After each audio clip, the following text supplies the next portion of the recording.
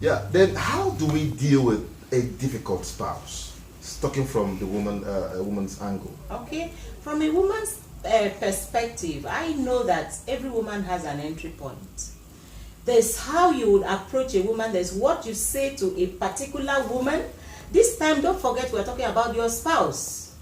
This person didn't just become difficult overnight. Even in her difficulty, you were able to enter. You're able to win her to yourself. So there is an entry point, the right timing to say what you have to say, the right tone to say what you have to say, and of course the right choice of words. So every woman has an entry point. It is now the duty of the husband in this case to find out that entry point.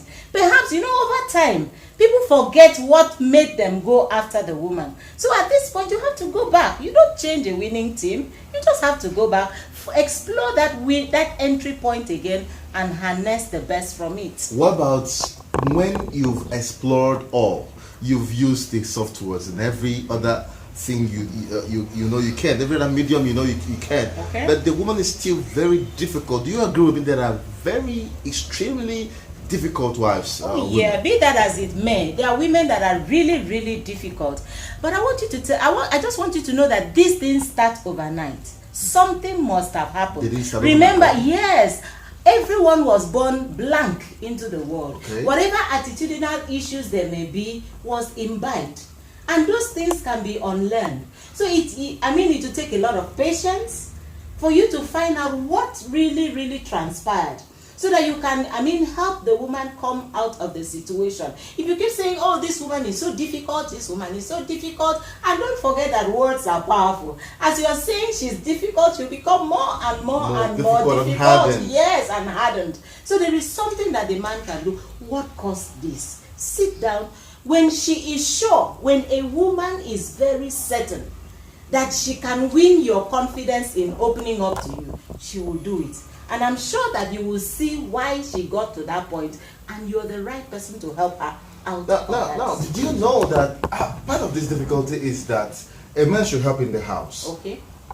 For instance, I come back from work and my family is not home. I can fix food for them because I know that they should be hungry when they come back, and I shouldn't wait for them to come. Now, if I do it today, my wife tomorrow could tell me, okay, you go to fix dinner because you did yesterday. Now, don't you think? Of course, I'm not going to take that. Of course. Because also, men also have their entry points. Of course. So one of the entry points is respect. Okay. That's why even the Holy Book said you should respect your husband. Mm-hmm.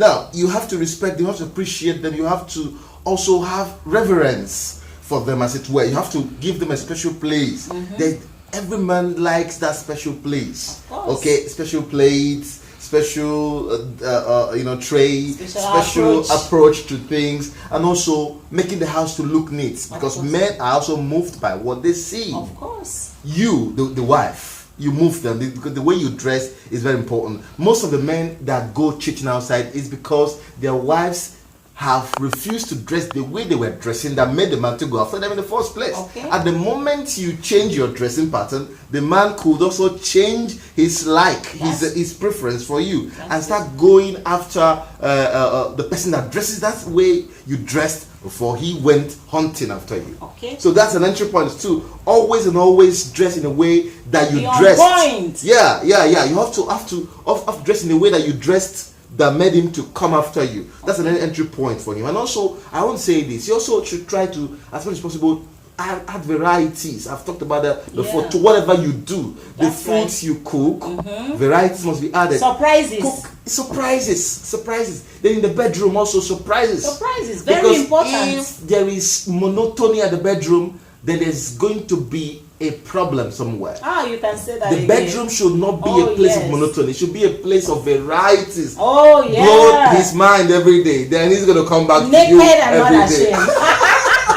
That's what I feel. Yeah. That's what I feel. So in the case of that woman who refuses who may refuse to give up her job or something, what do you think? Is it a man's duty to do that? What do you think the man could do finally to win the heart of the woman, to maybe even if he goes to live with her, the woman is not going to be proud or something or make him uncomfortable? Yeah, Yes, I usually tell young girls, nobody wants to pay for what they can get free. So if they can get you free, why do you expect them to come and get it free continually? Yeah, get it free continually. So why should I pay for it? There's no point. Oga, what do you think? Absolutely. If I can get water free every day, then the next time you ask me to pay for the water, I'll ask you why. Why? Because I've been getting this commodity free. And Why? over time. Why should I pay for it now? Instead, I'm going to go to another place to look for that water that I'm getting and get a fresh one and pay for it. From the start you placed value on it, there has to be a price tag. Yes. Without a price tag, then there's no value. Oh, yeah. It is the price tag that gives value to a commodity. Remove the price tag on gold, gold becomes sand, stone. What makes gold gold is the price tag on it. That's why it's. But if you remove the price tag on gold, gold becomes like stone that you can pick at. And of course, you don't find it everywhere. You don't find gold. It hides itself. You have to explore and exploit to get it. Refine and buy it at a very high cost. And not everywhere it is placed on the shelf. Yes.